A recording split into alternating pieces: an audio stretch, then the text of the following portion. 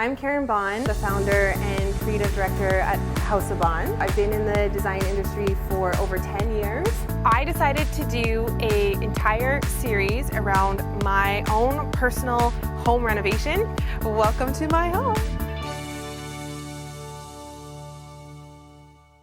Hi everyone, welcome to episode 6 of BOHNAFIDE. I can't believe we're at episode 6 already. It's crazy, but I know you guys have been highly anticipating another episode, and I'm really excited for today's episode because we're going to talk about how to pick a contractor for your project. Now, before I get into that, I have to give you guys an update because I had a really exciting morning. I've got news for you. So I spent this morning at the district of North Vancouver. I have had this meeting in the calendar for probably about 2 months. So finally, the day has come where I get to file my building permit. You definitely want to get a building permit if you're doing any kind of renovation, especially if you've got any kind of structural, mechanical, or electrical work happening. So I've got good news and bad news. I'll give you the good news first. The good news is that the city accepted the permit submission. You're in. Okay, so perfect. That's good. Awesome. Okay. Yay.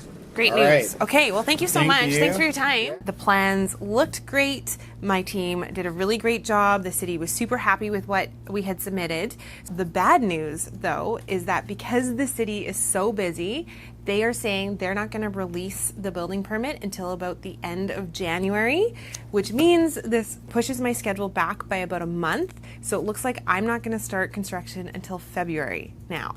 How crazy is that? November, December, January, 3 months, a 3-month wait time just to get my permit. I'm definitely not going to be in for Christmas. I'm definitely not going to be in for Super Bowl because Super Bowl's in February. I was really hoping I was going to be in for my birthday, which is April 3rd. But I don't think I'm even going to be in for my birthday. Summer, we can have a patio party in the summer. When we know that we're about to do a contractor walkthrough, we will always prepare the contractors in advance by sending them site photos if we have them, and then we'll send them the plans of the expected work. Because we've had our plans complete, partially for design, but also for the permit, we have a really good idea of what's going to be happening in the space. The walls that we're taking out, the finishes that we're replacing, what the millwork looks like, where the lighting is going, all of that information. So we're in a good spot right now to go and talk to these contractors and get each one to price the job based on what they see on site and based on the instructions that we have in the plans. Now, at House of Bohn, whenever we are pricing a job, we will always go to multiple contractors.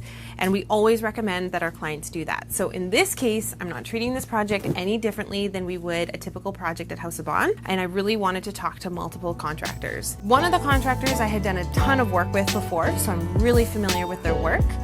Another one of the contractors, we're currently working with them on a job right now. And then the third contractor I've never worked with before, but I am familiar with his work and he is a really good friend of mine. So all three are really good candidates. So Strata has approved it and then we're going in for a building permit in about a week. We'll probably either flip it or maybe rent it out. Okay. That's the goal. Okay. We'll just see what happens in life. So I'm trying not to get ahead of myself with all the stuff that I want in here. I know, right? We have a lot of vendors that have come on board for product. Yes. So like flooring, countertops, stuff like that. But there's still, I mean, all the construction, like drywall and all that stuff would be all you and then all the labor.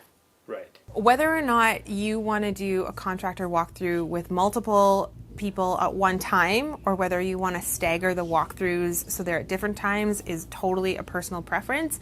I personally don't like having a bunch of trades and a bunch of contractors on a site review all at once to do a walkthrough.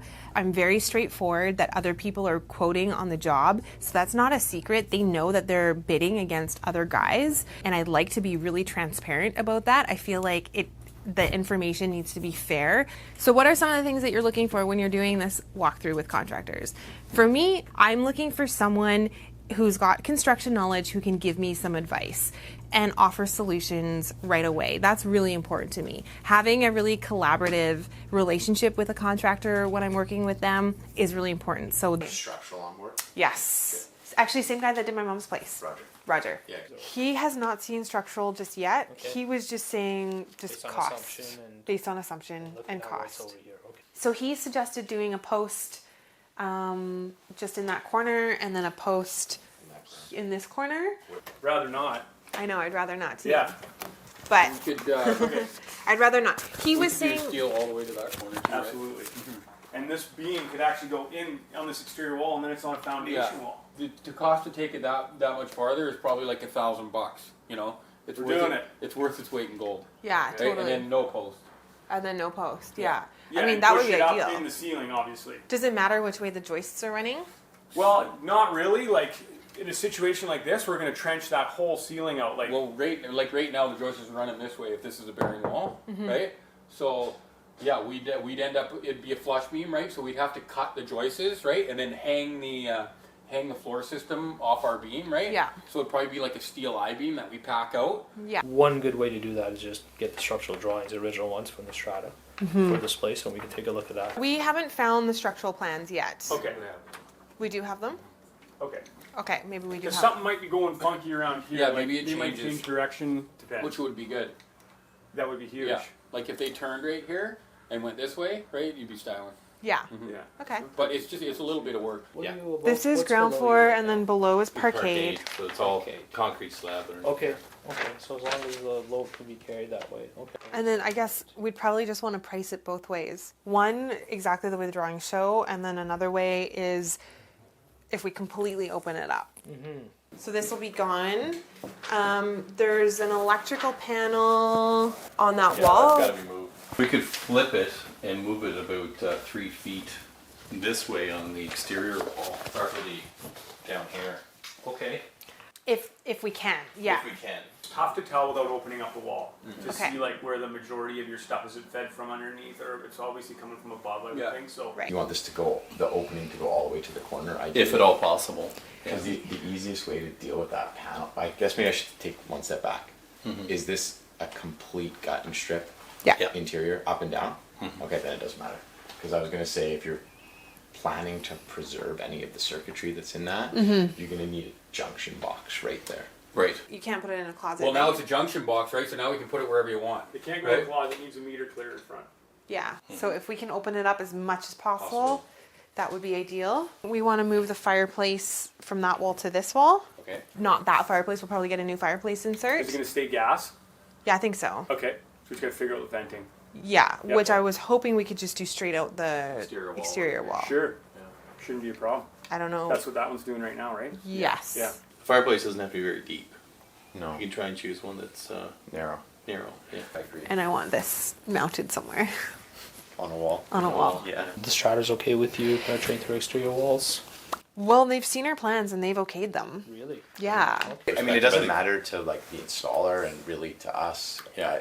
It's just you don't want someone to come back in the strata. You're penetrating a Exterior wall, which is common property. right. The other thing that I'm looking for is someone who's just interested in the job. And that interest can fluctuate depending on the timing of the job. So I've worked with contractors who are super busy at one point and just can't take on any more work, whereas that same person might be going through a little bit of a slow phase and really eager to take on your job. And that can just vary. With this issue and me pushing my timeline back by a month, you never know. This could have an impact on a contractor's schedule, and a guy that was initially really eager to start this in the new year might have a ton of work coming up, and so they might have to drop out of the running. You never know. The other thing that I'm looking for is just resources.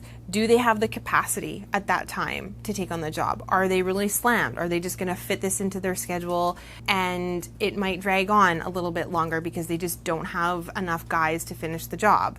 All of those things are really, really important to me when I'm doing a site walkthrough with a contractor, because ultimately you're looking for the best person to finish this job. That's what it is at the end of the day. I will say one of the great things about the walkthrough is that every single contractor unanimously said that this was about a 2-month job, so they could finish the job in about 8 weeks, and they gave themselves up to 10 weeks. So that's great news, that it's only gonna take about 2.5 months to finish this, which is way shorter than I had originally estimated, because I thought this was gonna be a 4-month job. So once the walkthroughs are complete, how long do you think it would take you to put some numbers together? Tomorrow's Friday. We can have something to you for like Like, Next week, yeah. or the end of the week even? By like next Friday? Sure, that would be great. Yeah, we'll Yeah. just be waiting probably for millwork. We can price everything ourselves, and then our millwork will just be, maybe a couple days out. Yeah. Okay, that's fine. In terms of turning around like a preliminary budget. That's easy. Like I could get you that early next week. Okay. Which Like could you, if you, even by Friday next week would be. That's fine. That Friday next week's no problem. If Okay. you want it to be with better level of accuracy, send me the millwork stuff. Okay. I was gonna tell you, to be honest, give me, like, I have to finish this house. Yeah. And I'm gonna be wrapping that up by middle of next week. Okay. Okay. Once I do that, I'd say a couple of weeks after that. Okay. Like Yeah. November 15th kind of thing? Or even later? Second week. Second week? Longer? Yeah. And I always like to give contractors at least 2 weeks, if not a little bit more time, if we can allow for it. In this case, we do have a little bit more time, so I'm not expecting the quotes back until about mid-November. But then what I'll do is go through a process of reviewing everybody's quote and budget, see what they've priced for, and then we'll give a few more weeks for revisions, questions, and an opportunity to really button up the quotes. I'm very interested in to see whether they all come in very close, whether someone comes in really high, someone comes in really low. When you're soliciting multiple quotes, it's really important to compare a few different quotes. Just because you've got the highest quote or the lowest quote doesn't necessarily mean that you throw those out and then go for the middle guys.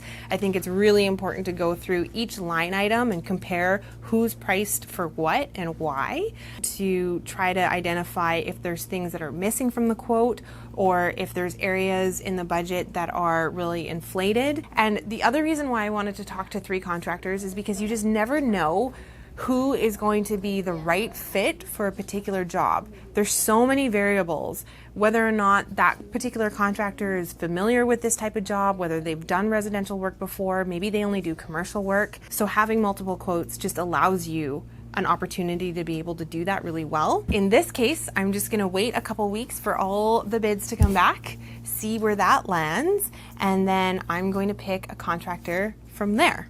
So that's it for today's episode. I hope you guys learned something. I hope that this was useful. If you liked it, please do give me a thumbs up. Don't forget to subscribe to my channel if you're not subscribed already. We've got lots more BOHNAFIDE coming soon. We're going to do a budget episode, so that's definitely around the corner. We're also going to jump back into design, and I'm going to show you guys a proper design development meeting with Karina from my team. So that's around the corner.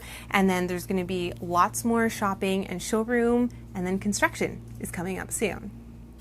So until next time, bye for now. Did you see Oscar's new trick? Here, bud. Come here. Aw, you're facing that way. Oscar, give me 5.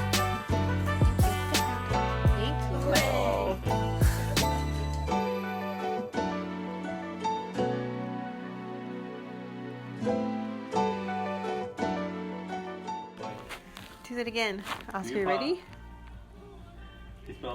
Good boy. Good boy, Oscar. You got a chicken skewer.